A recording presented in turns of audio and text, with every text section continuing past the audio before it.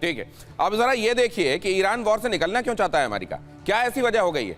असल में तमाम जानकारी मानते हैं कि जिस तरीके से बेतहाशा खर्च होता जा रहा है जंग में, यह अमेरिका के लिए बड़ा सिरदर्द है। जंग में खर्च पहले 48 घंटों के अंदर 53,000 करोड़ रुपए अगर खर्च हो गए थे, तो आप अंदाजा लगाइए कि हर गुजरते दिन के साथ ये खर्च कैसा हो रहा होगा अमेरिका। आंतरिक दबाव बहुत ज्यादा बढ़ गया है। इसको क्रिटिसाइज करने वाले बहुत सारे लोग हैं अमेरिका में जो कह रहे हैं कि क्यों जबरदस्ती मधुमक्खी के छत्ते में तुमने हाथ दे दिया जाकर।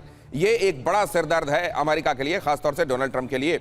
इजराइल का पिछलग्गू होने का ठप्पा भी लग रहा है, क्योंकि तमाम लोग ये कह रहे हैं कि इजराइल के ड्रैग करने की वजह से अमेरिका इसमें गया है, वरना अमेरिका खुद नहीं चाह रहा था कि ऐसा किया जाए, और आखिरकार अमेरिका को वो करना पड़ा जो इजराइल उनसे करवाना चाह रहा था।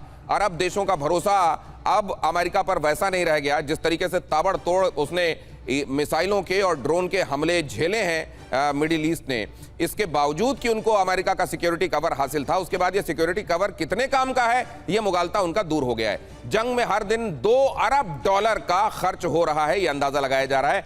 6 एयर डिफेंस और रेडार सिस्टम अभी तक तबाह हो गए, और उसमें थार्ड भी शामिल है। थार्ड को बड़ा ज्यादा इनकी प्रतिष्ठा, जैसे आपने देखा कि जेरार्ड फोर्ड हो या अब्राहम लिंकन, उसी तरह का एक बड़ा नाम है थार्ड भी।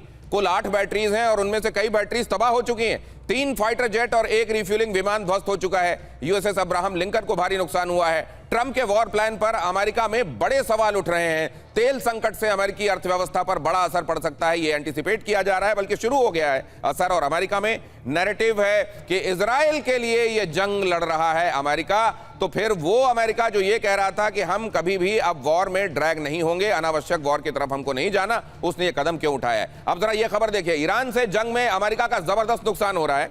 तेजी से घट रहा है अमेरिकी हथियारों का स्टॉक। 6 दिनों में ही $11 अरब का नुकसान हुआ है। जंग में बढ़ते खतरे से अमेरिका पर भीषण दबाव है। आपको याद होगा जब ये जंग शुरू भी नहीं हुई थी, स्टॉक टेकिंग की जा रही थी डोनाल्ड ट्रंप की तरफ से, तो मिलिट्री चीफ ने इनके यहाँ ये कहा था कि हमारे पास रिजर्व उतने ज्यादा हैं नहीं, अब आप देख लीजिए अगर आपको वॉर शुरू करना है तो।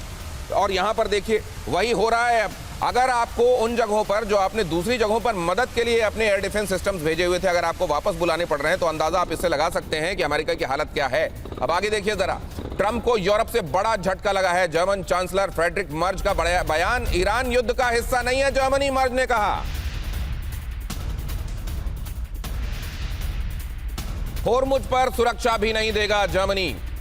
असल में बहुत सारे देशों को मौका भी मिला है। नेटो को लेकर जिस तरीके से डोनाल्ड ट्रंप क्रिटिकल हो गए थे और नेटो को लेकर एक तरीके से वो असहयोग की भावना दिखा रहे थे, तो अब बहुत सारी नेटो कंट्रीज को ये मौका भी मिला है कि इस समय जब डोनाल्ड ट्रंप इनसिक्योर महसूस कर रहे हैं, उनको ये बताया जाए क्यों, कैसा लग रहा है आपको, how you feeling at the moment. क्या डीके पांडे सर मैं सही कह रहा हूँ? बात तो सही है, लेकिन मैं इससे बड़ी एक जो चीज़ आपने कही उसका जिक्र करना चाहूँगा कि हर कहानी हम जब सुनते थे बचपन में स्कूल में, तो एक प्रेरणा बोलते थे, क्या प्रेरणा मिलती है। पूरी लड़ाई में प्रेरणा मिल रही है मिडिल ईस्ट के कंट्रीज़ को कि चाइना एक बेहतर पार्टनर है अमेरिका के मुकाबले, क्योंकि जो सुरक्षा का वादा उसने किया था मिडिल ईस्ट कंट्रीज़ को, क्या सुरक्षा दी है हम सब देख रहे हैं। जबकि चाइना ने जो एक्सटेंड किया था वो उसकी बदौलत ईरान जो है एक छोटा देश माना जा रहा था कि सामरिक दृष्टि से, और वो 30-40 से ज़्यादा दिन नहीं टिक पाएगा, वो 14वें दिन लड़ाई को ले आया। क्यों? चीन उसके पीछे खड़ा। मतलब सर प्रेरणा यह है कि चाइना बेटर है अमेरिका के मुकाबले मिडिल ईस्ट के लिए। देखिए मैंने कहा ना, इस कहानी का सर ये बताइए कि इनका तो फिर भी परख लिया गया कि थार्ड कैसा है। उनका HQ-9 का हाल तो आप देखते हैं तमाम जगहों पर कैसा चल रहा है। चाइना का तो कुछ पता भी नहीं है, बंद मुट्ठी है सर, खुलेगी तो पता चला कुछ भी ना निकले। क्या ये वाकई कहानी से शिक्षा मिलती है? मैं बाकी पैनलिस्ट से भी समझूंगा, लेकिन एक बात बताने के बाद, इराक में अमेरिकी बेस पर ड्रोन हमलों से हड़कंप मचा हुआ। ये बात तो सही है कि मिडिल ईस्ट को थर्रा दिया, पूरी तरह से हिला दिया है। बगदाद के विक्टोरिया बेस पर ईरान का ड्रोन अटैक, ड्रोन हमले से अमेरिकी बेस पर बड़ा विस्फोट हुआ है। हमले रोकने में नाकाम सीराम डिफेंस सिस्टम। ये बड़े बड़े नाम जो थे उनके दर्शन वाकई बड़े छोटे निकल रहे हैं। लेकिन क्या चाइना वाले हथियारों के दर्शन इससे बड़े होते हैं? अरे उनकी तो अभी तक वॉर टेस्टिंग भी नहीं हुई है। अमेरिका के हथियारों की तो फिर भी टेस्टिंग होती रहती है इधर उधर, इनका तो अभी हाल भी पता नहीं है। क्या चाइना वाकई अमेरिका के मुकाबले बेहतर? 30 सेकंड में जनरल साहब आपका नजरिया लेना चाहता हूं। देखिए, चीन बहुत ही अलग सा देश है, वो कुछ नहीं करता, आर्म्स, एम्युनिशन, सपोर्ट, सोल्जर्स कुछ नहीं करता, पैसिव बातें जरूर करता है, और वो फायदा तो उठा रहा है ईरान का। ईरान सैंक्शन के बदौलत भी नहीं, अमेरिका की सुरक्षा अच्छी कि चाइना की सुरक्षा अच्छी मिडिल ईस्ट के लिए? अरे अमेरिका की सुरक्षा आशीष जी, वो एक बहुत फेमस कोट है और एग्जैक्टली 10 सेकंड में आपके प्रश्न का उत्तर मिल जाएगा। जो फॉर्मर यूएस के सेक्रेटरी ऑफ स्टेट थे हेनरी किसिंगर, उन्होंने एक बात कही थी कि अमेरिका का दुश्मन होगे तो खतरा होगा, लेकिन अमेरिका के दोस्त बनोगे तो जानलेवा होगा।